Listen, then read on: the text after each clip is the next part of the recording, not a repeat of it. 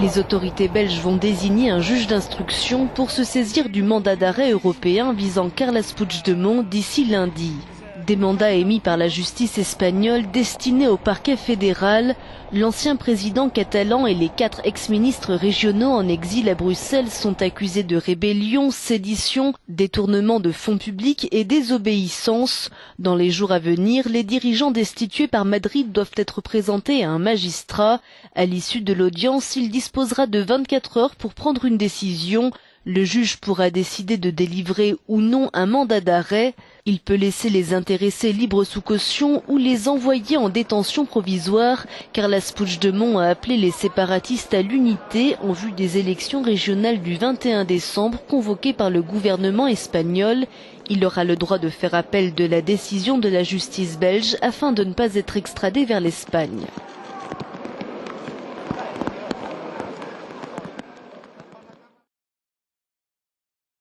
Une purge pour l'exemple en Arabie Saoudite.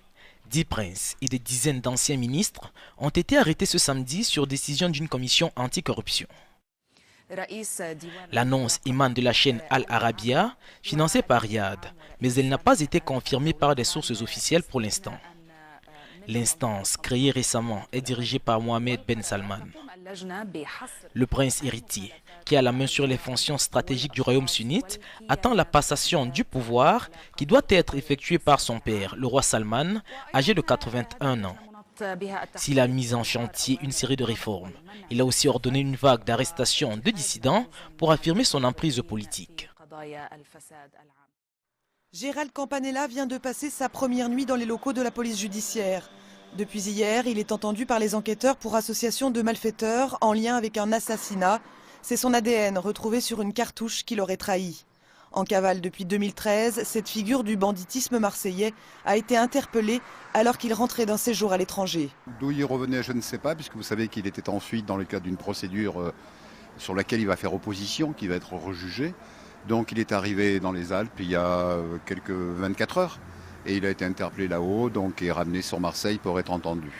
Dans quel état d'esprit il est, vous qui l'avez rencontré? À la fois combatif et à la fois un petit peu désappointé parce que, comment dirais-je, une affaire de 2016 dans laquelle il va, je pense, démontrer qu'il n'a pas de rôle.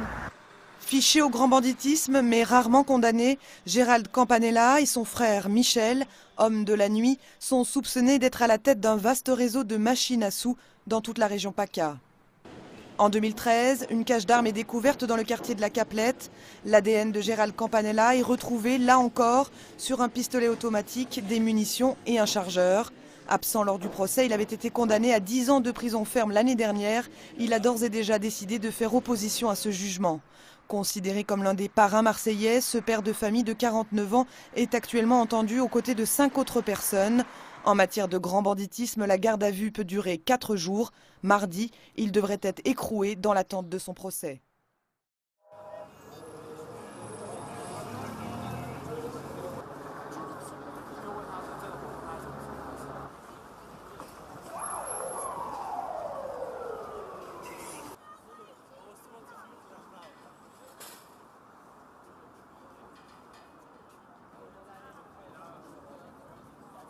Станция на вход не работает. Пользуемся соседними станциями. Пользуйтесь соседними станциями. За что человека задержали? За что